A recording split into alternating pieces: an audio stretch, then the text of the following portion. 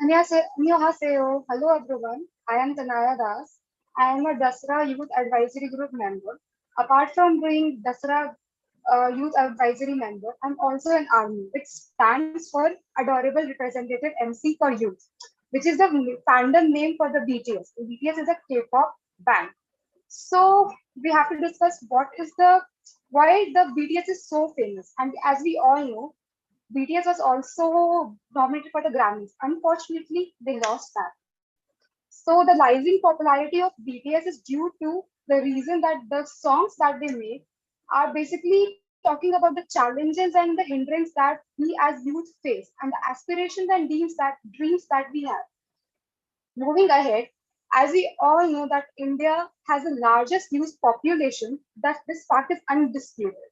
However, having this largest youth population, we don't have many opportunities to engage in positive and conducive communication and engagements. So there are many challenges that we face because of this.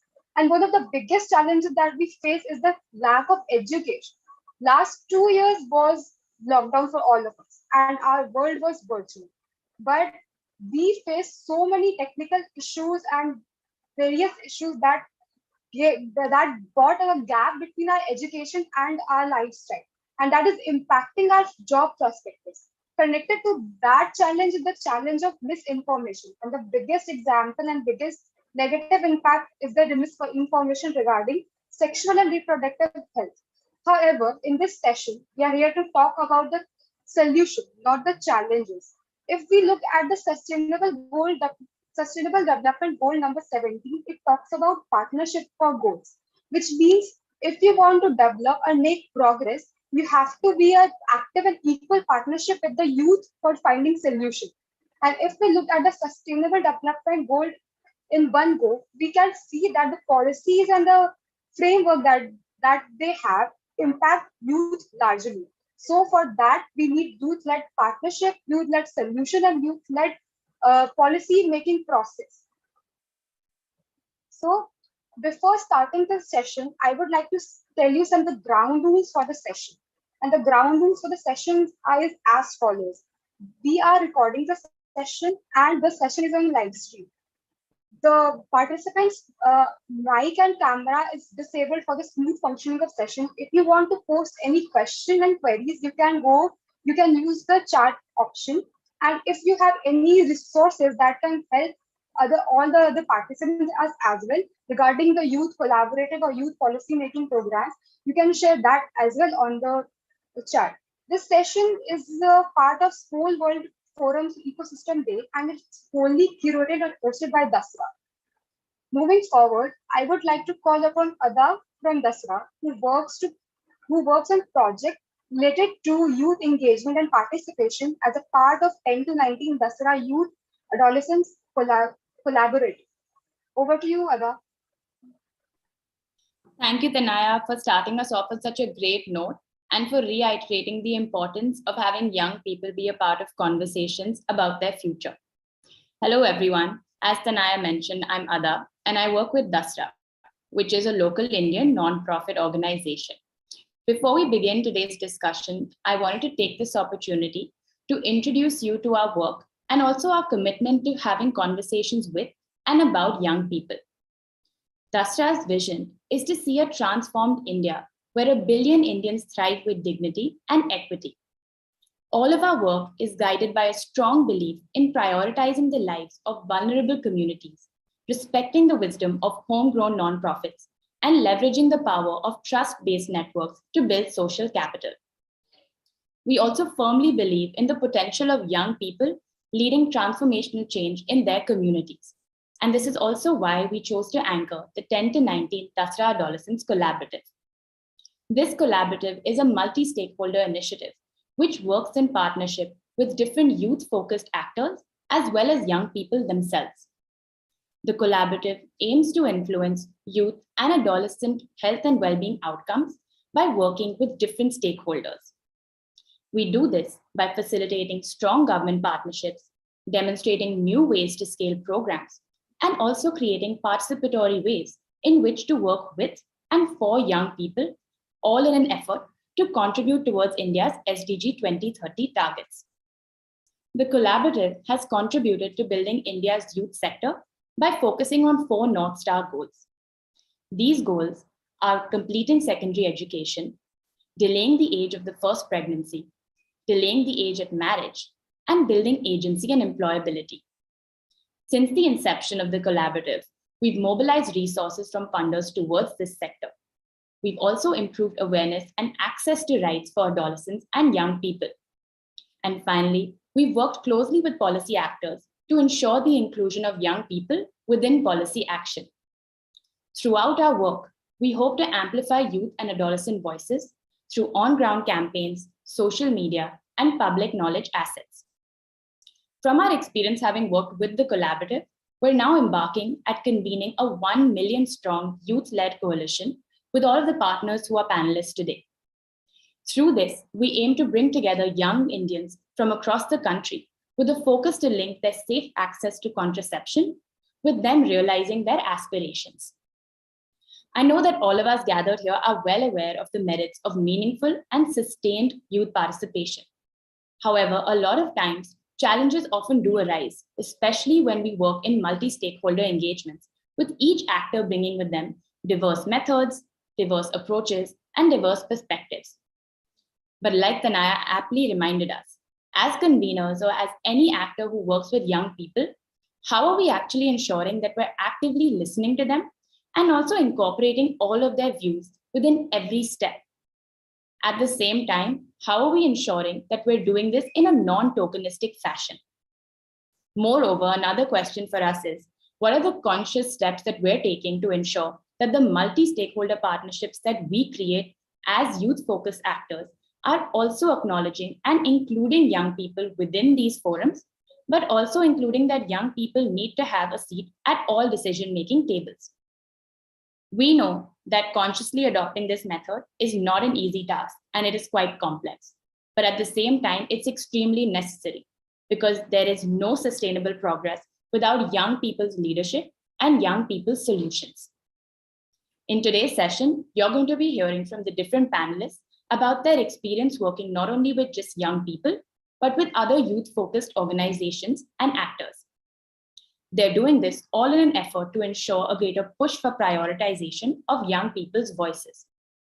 You'll also hear from each of the panelists about how they're developing ways and approaches to further center young people's rights, young people and their experiences without decision-making and development, about their experiences within decision-making and development interventions. At the end, each of the speakers will also tell you how they are committed to holding themselves accountable to achieving and abiding by each of these principles. We know that today's session is a panel discussion, but we also hope that each of you is able to take back learnings and insights to your own work.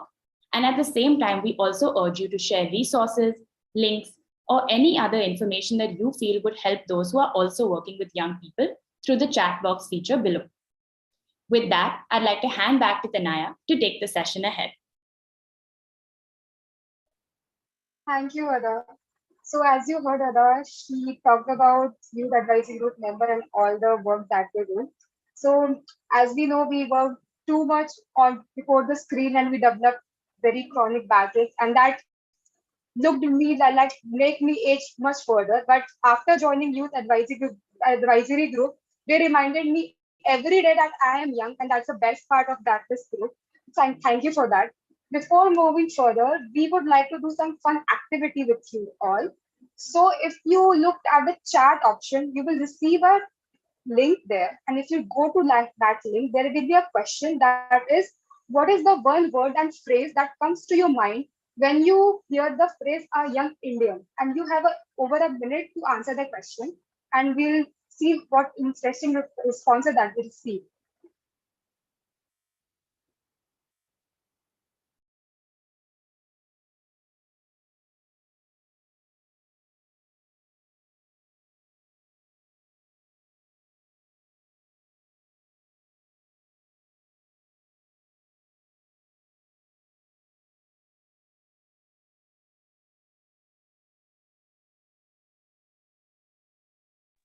As we can see, there are already some responses coming here. energetic, transformative change makers. And these all are the responses to which I can relate as I am young and I am a young Indian woman. But India has nearly 6 million young people.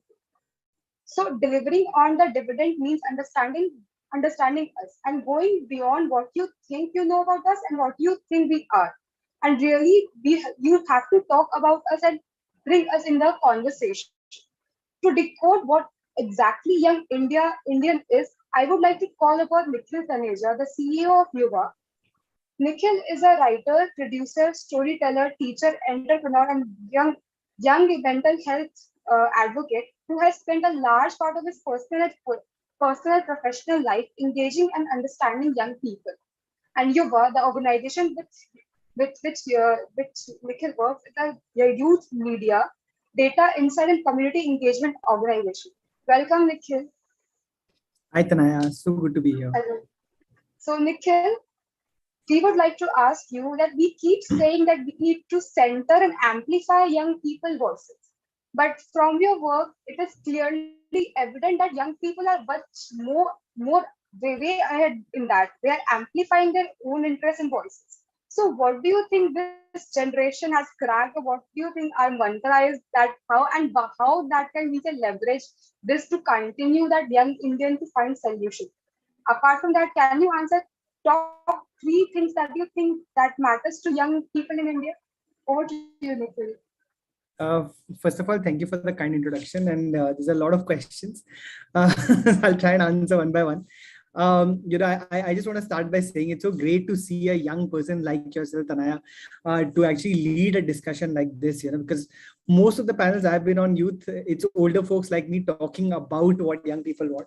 And it's always a bit awkward for me to old explain to you as a young person what your generation, does or knows or understands, because you obviously know it much better than I do. But I'll take this as a test and you can tell me if I'm right or wrong at the end of it. I think the question that you asked was about what has this generation, how has this generation been able to crack the code, right? And how can we leverage this? So let me give you some background. I run a company called Yuva, and my understanding of youth actually comes from listening to young people over the last few years.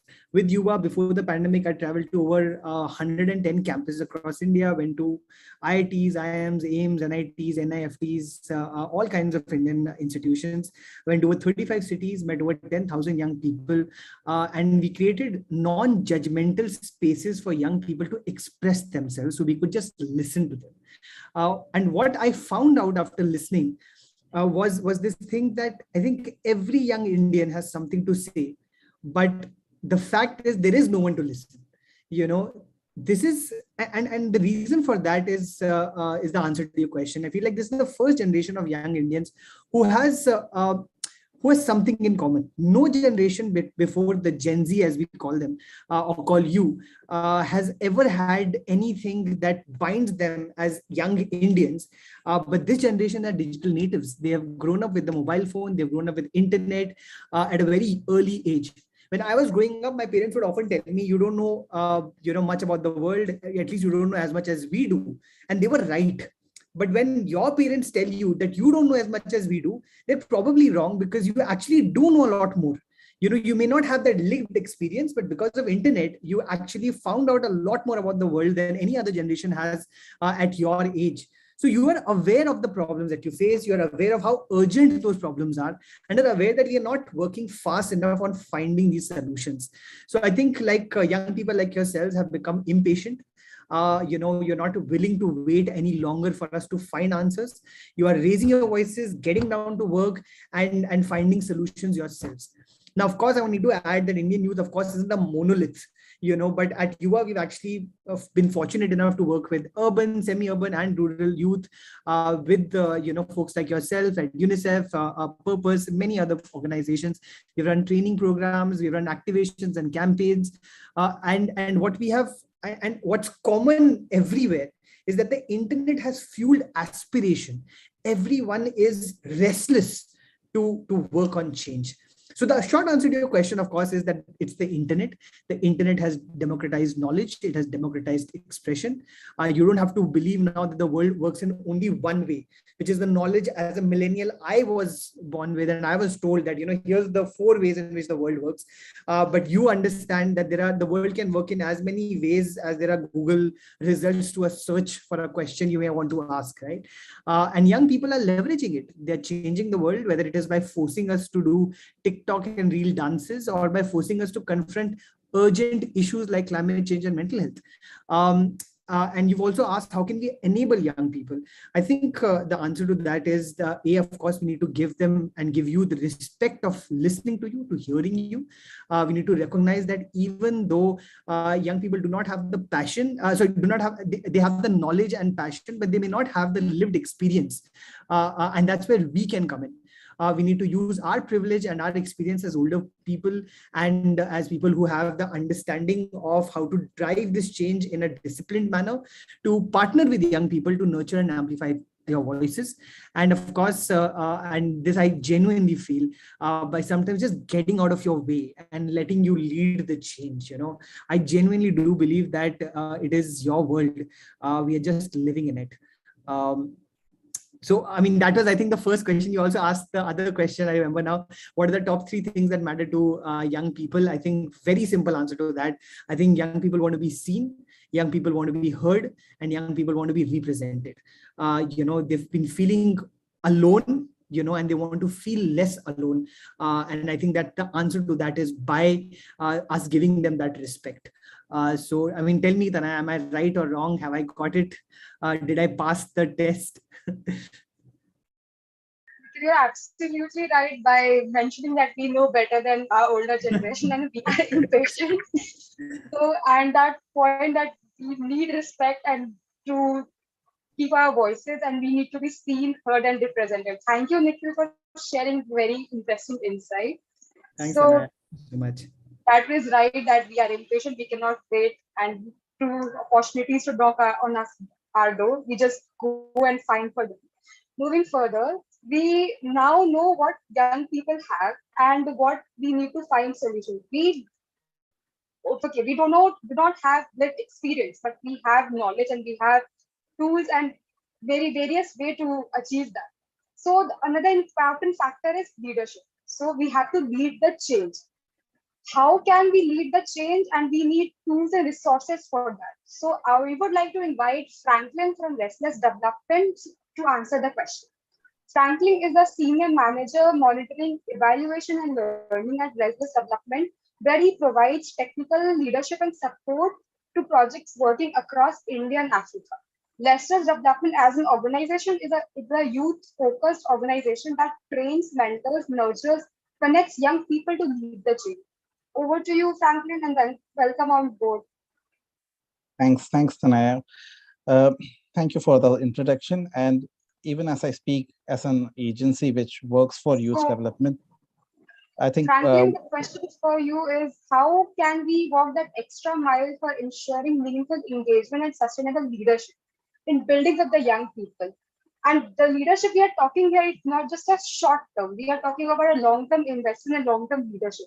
And how can the capacity building intervention be designed to meet the actual needs of the young people? And here we have to avoid the top-down approaches for the knowledge transfer. Over to you, Franklin. Thanks, Tanaya, for the introduction. And even as I speak as an organization which works with young people, which works for young people, I think one of the important things that we have learned over the years working with young people is how important it is for our sector to remember that young people have inherent potential and have inherent agency.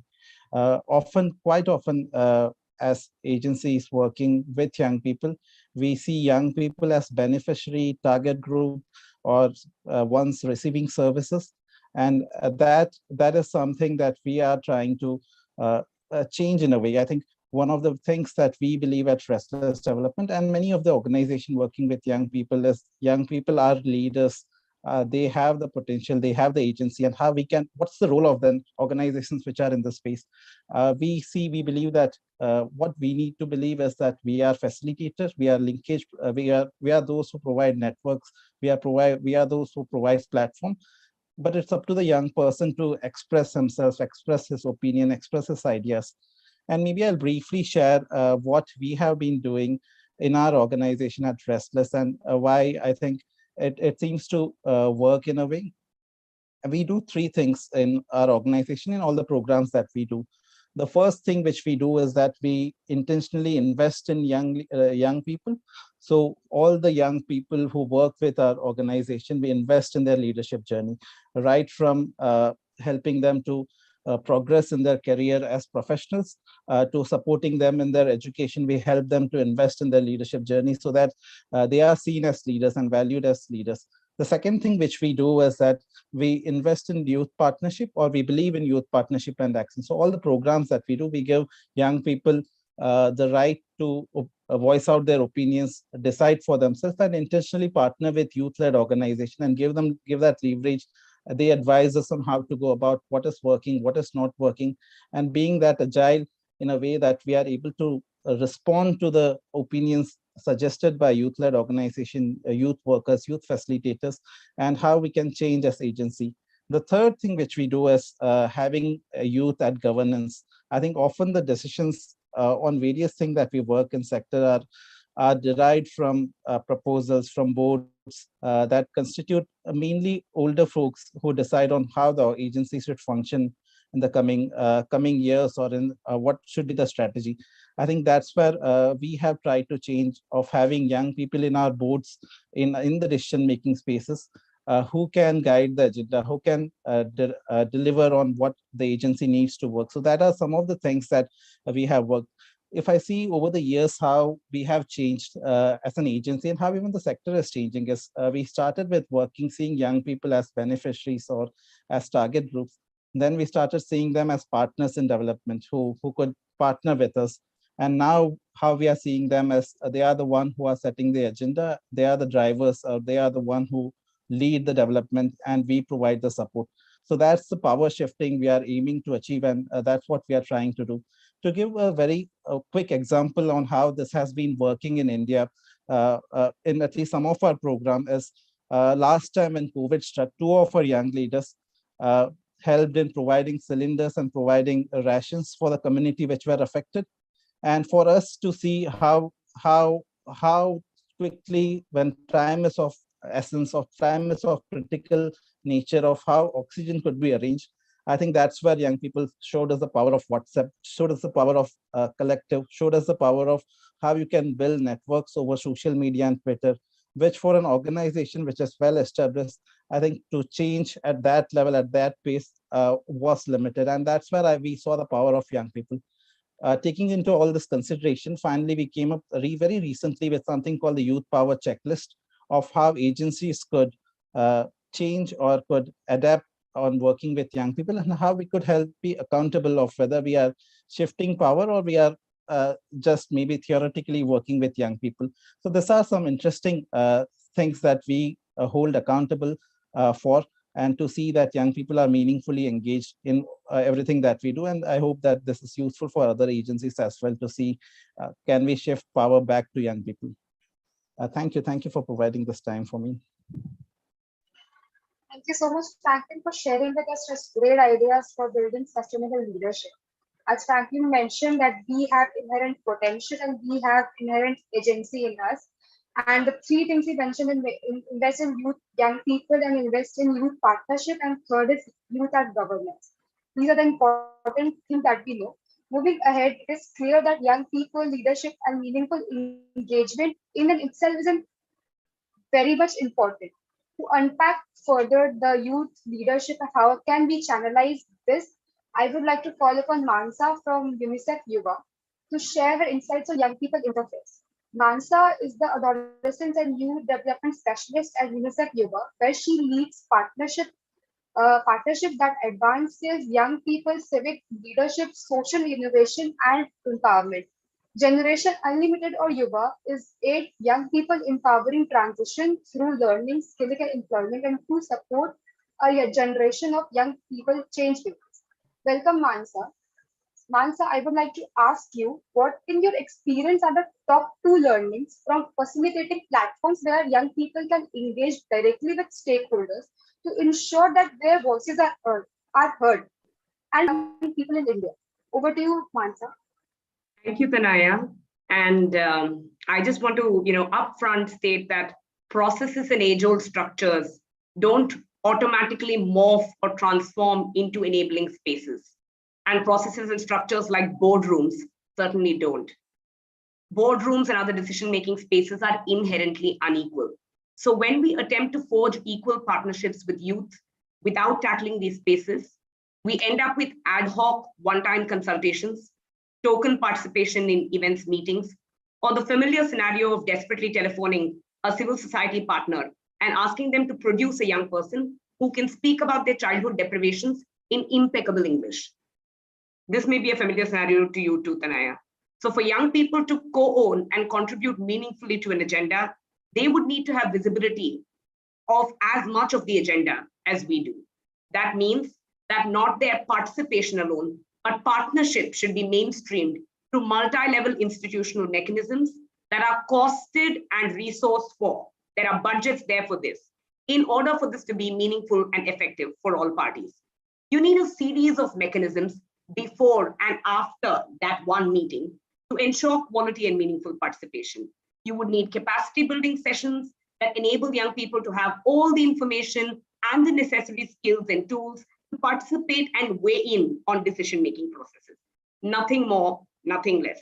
The wonderful thing about youth participation is that whilst we're all putting money and expertise to claim our seats on the table, people like you and I, young people are on the table just because they are the most authentic stakeholders, carrying the most authentic insight about their lives. A couple of other learnings along the way that I've reflected on. We need to orient all parties, not just young people, to the values and decorum of the room. Especially in these meeting spaces, the ground rules should apply for us as stakeholders who are learning to trust and listen better to young people's perspectives, so that we are treating this as an inclusive space and respecting one another, especially young people. You also need to recruit allies who will reiterate what young people are saying until other people in the room have heard them out clear. So these are some of the quick learnings that I wanted to reflect on. But to your other question, and the tougher one on private sector partnerships.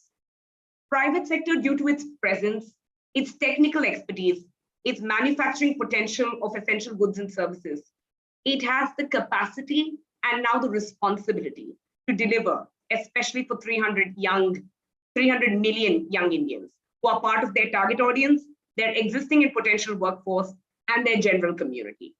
For all these reasons, UVA does not shy away from private sector partnerships. In fact, at UVA, we have been careful to identify convergences in terms of agenda, to partner with private sector in ways that are meaningful to our shared agenda with young people, be it through human resources, technical expertise in the form of secondments or pro bono consultancies for designing and institutionalizing tools, mechanisms, processes, technology transfers. These are some of the ways in which we've managed to leverage private sector partnerships. And the real and persistent challenge that we encounter is how can we forge transformative partnerships? Partnerships that don't remain marriages of convenience, but they really look at overcoming business as usual. Partnerships that change and reorient all stakeholders in ways that may initially seem inconvenient, but in ways that ensure that we're truly optimizing our strengths, our collective strengths, to maximize our potential and gains for young people at the center. And I think the first step towards doing this is building honest and systematic partnerships. Ones where you are honest about your strengths and weaknesses.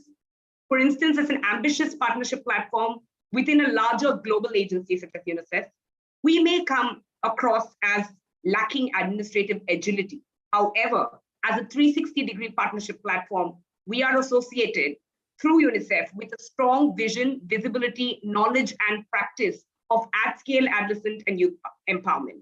And as long as we can build a convincing investment case while stating our limitations upfront and solving for them together with our partners, we should be able to mitigate potential risks. And for this very reason, systematic partnerships is also one way to go. Oftentimes, we engage private sector as service providers, limiting their visibility to the myriad complexities on ground at the grassroots when it comes to social change making. However, when you invite private sector to delve into these lacunae from the get-go, you're likely to build more constructive, but also transformative partnerships.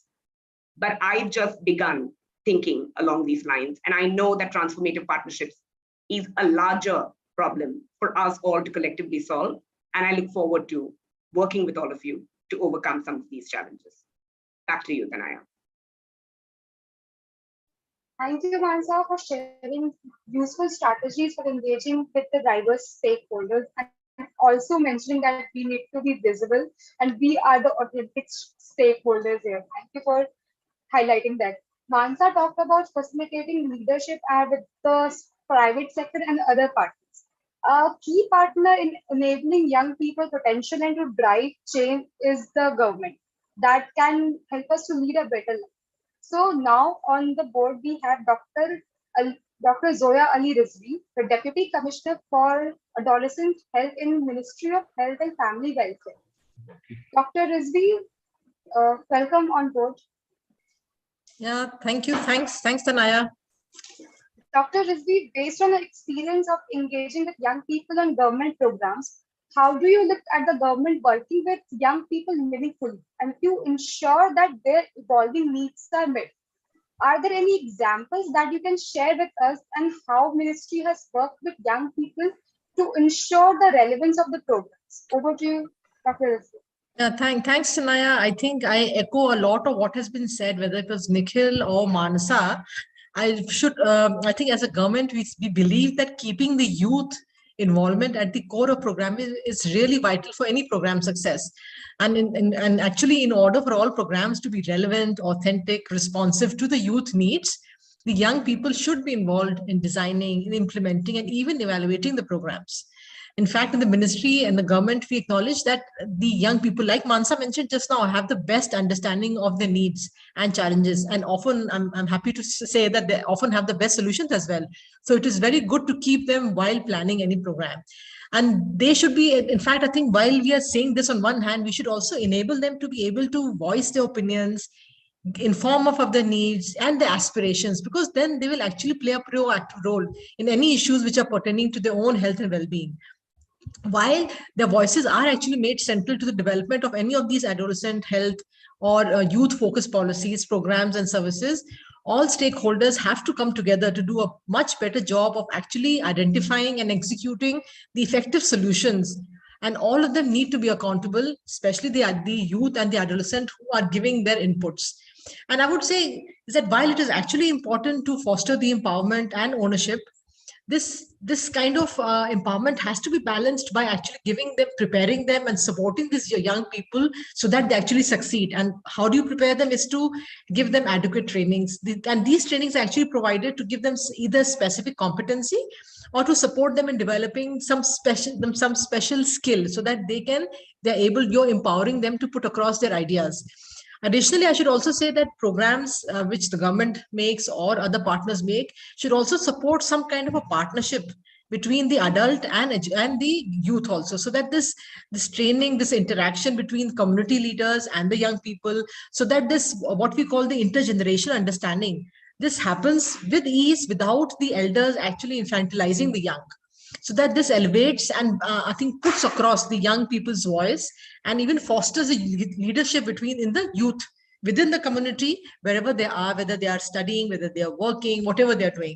That is the background. Now, if you just ask me about the examples, I can tell you main example is what we are looking at is the peer educator program. You may have heard of the Rashtriya Kishore Swasthya कार्यक्रम, which is a national adolescent health program in India. This is a program which reaches more than 253 million adolescents across all the countries, whether they're rural, they are urban, they're working, not working, married, unmarried, boy, girl, transgender. all, whether they are in the cities, in the slum, wherever. So this program is supposed to cover all of these.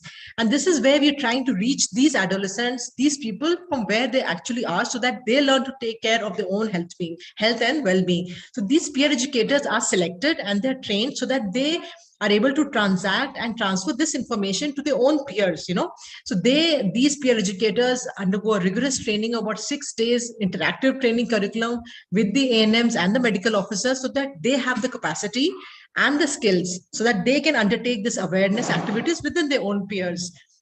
And this, on one side, you're empowering them, and second, you're building the capacity, and second, you're also helping them. In fact, they are helping us. There is one event which you call the Adolescent Health and Wellness Days. So that is one day in which these peer educators come together and they actually decide what is the important issue they want to talk about within the community. This is the I think opportunity with the peer educators have of influencing the community and the parents to address the needs of adolescents. They are working as a catalyst to bring about what is the important societal norm they want to talk about, what is the important perspective they want to bring about a change in. So this is one part in the peer educators. And as of now, we have more than 500,000 peer educators across all the states in India. And they are, I think, in their own way, in their own subtle way, in their own special way, they're bringing about change wherever they are working, wherever they are interacting in the communities with the parents, whether in schools or out of school. So that is a very strong component which we have.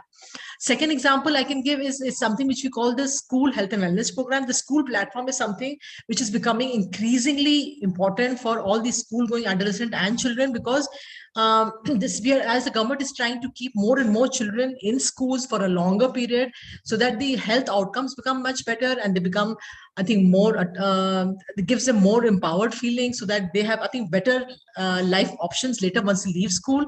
So with this partnership between education and health, we have what we call the School Health and Wellness Program under a project which is called Long Live India or Ayushman Bharat. So this program was built basically to foster growth and development and also support educational achievement of school-going children. And this is done just quickly let you know that the 2 teachers in each school are selected and they're trained as what we call the health and wellness ambassadors. So these teachers are transacting interactive activities so that they're promoting joyful learning. So without the academic part being actually put forward, this all is very interesting activities, and there are 11 themes on which they're working.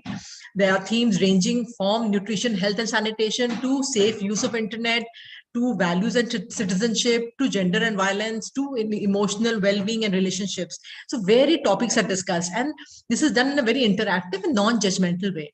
So the children who are in schools who are identified as what we call the health and wellness messengers, these children now are going to work as change agents. So they will advocate about health and wellness within their families, within the communities, and within the schools.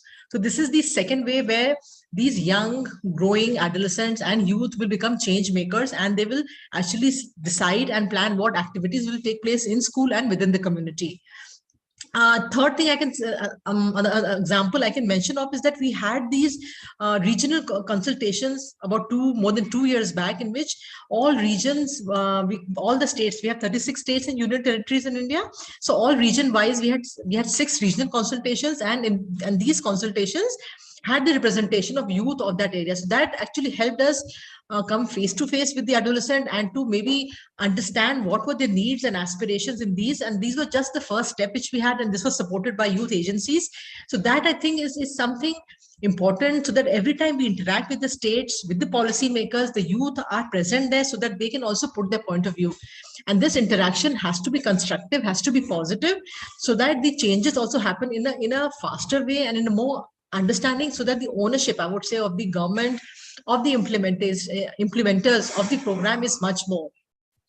And I would not say end, but I would like to mention one very important fact. What we also learned in these regional consultations, and also all the, I think, papers written mention this again and again, that young people are not a homogeneous group. Everyone is different. They experience varying speeds of physical, mental, social, emotional, cognitive changes as they grow from 10 to 24-year-old age. So one approach doesn't work. So we have to look at varying approaches to address varying age groups over the age spectrum, whereas interventions have to be worked on. So many times very specific interventions for certain ages and certain areas are planned. So that is where we need help and feedback from the youth also, so that they can come to us and say, okay, this works really well for this age group in this area, So that is a kind of open dialogue which we look forward to, and engaging youth can lead to much more relevant programming and also help us build cost effective and even outcome oriented programs for our nation, which I think is in need of the hour. Thank you, Tanaya. Over to you.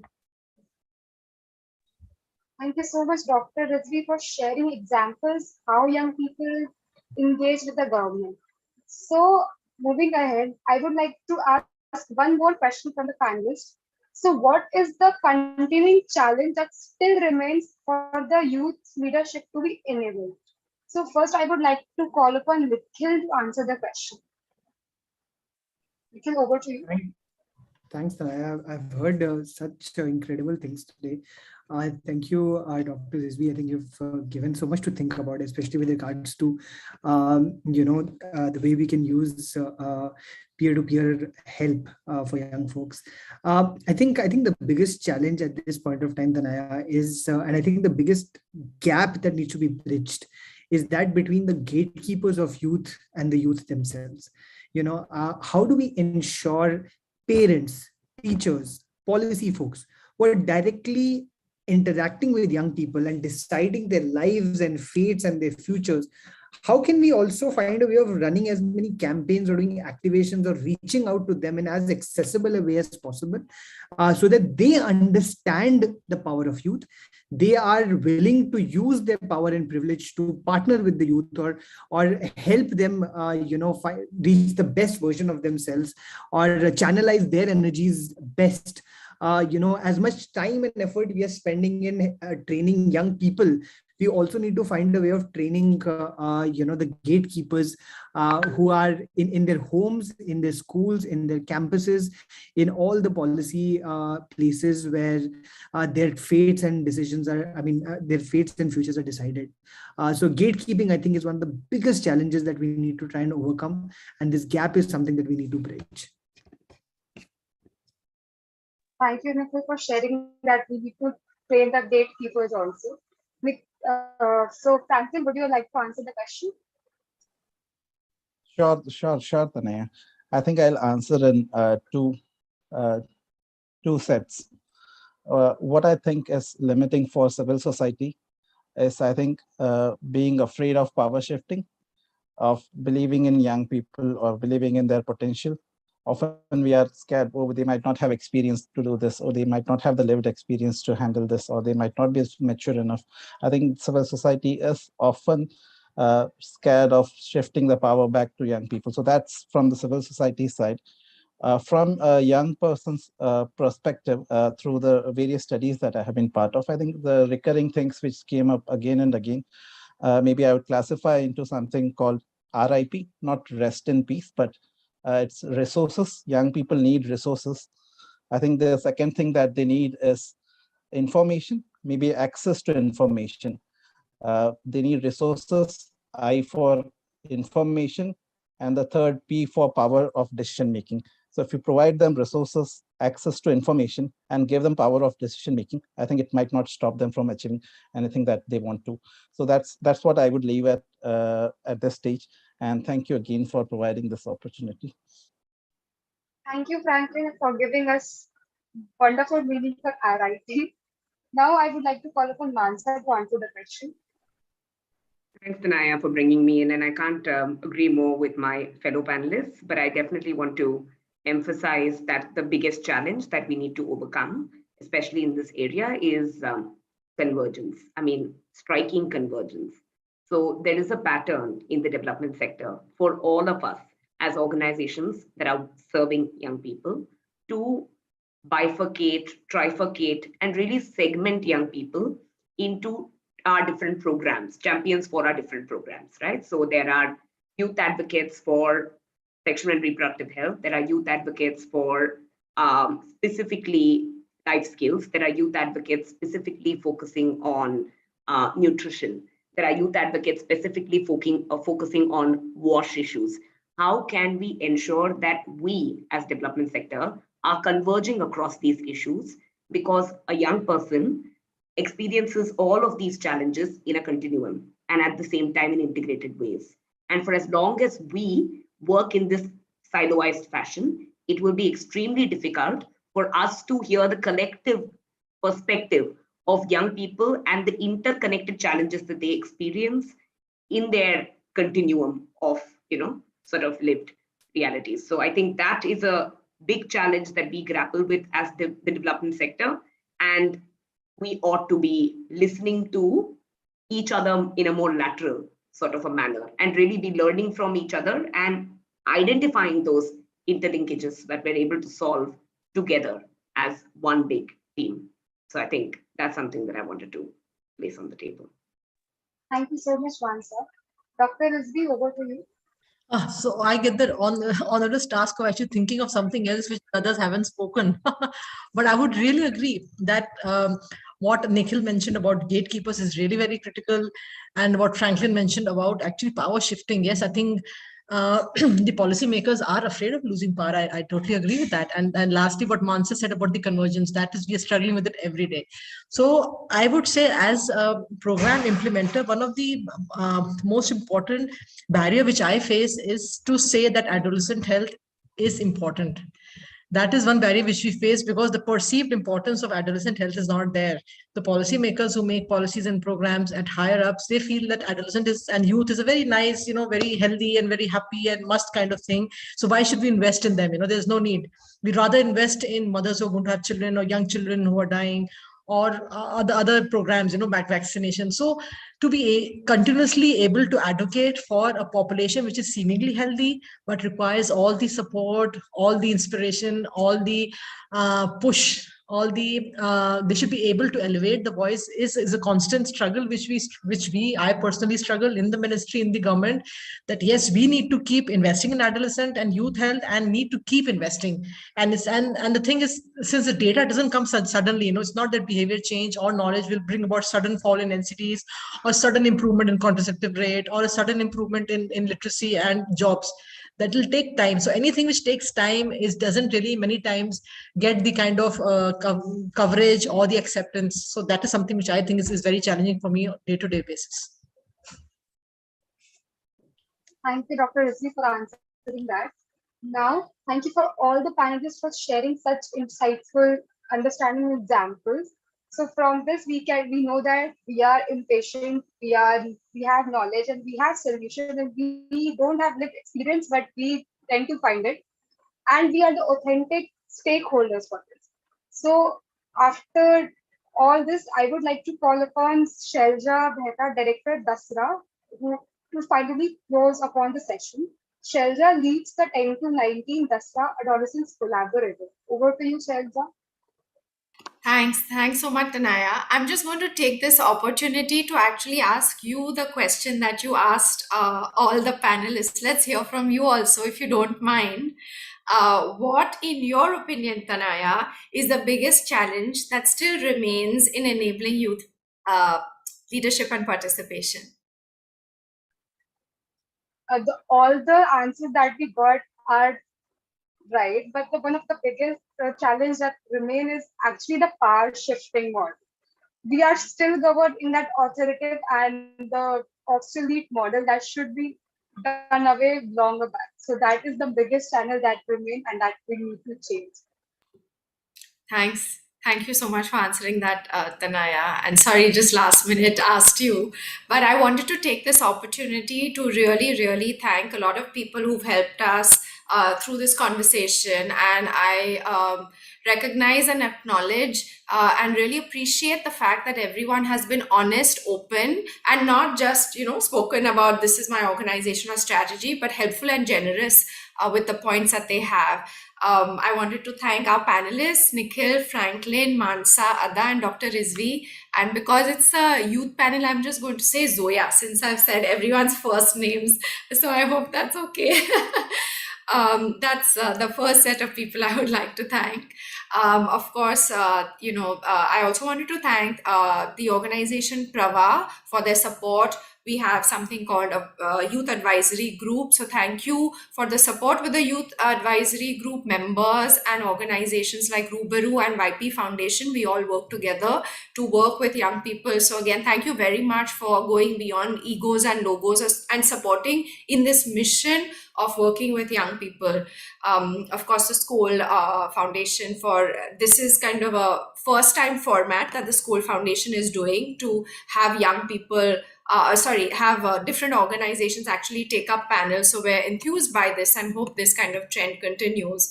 I also wanted to thank the Dasra, the 10 to 19 team, for actually pulling this together. We had to submit, to be able to get this time. And thank you to all the participants. Before we end, I wanted to say that there is a collated list of resources on prioritize and centering young people and their voices in partnership interventions and decision making. So please have a look at that, and please give us feedback on anything that we can learn from. And lastly, to say that we will also share the link now for another event that Dasra is actually hosting subsequently. It is on women and their participation for equal wages and living wages. So thank you very much for being here. Thank you for the engaged discussion. Thank you everyone for their time, and we will hopefully see you again soon sometime. Bye. Thanks. Bye-bye.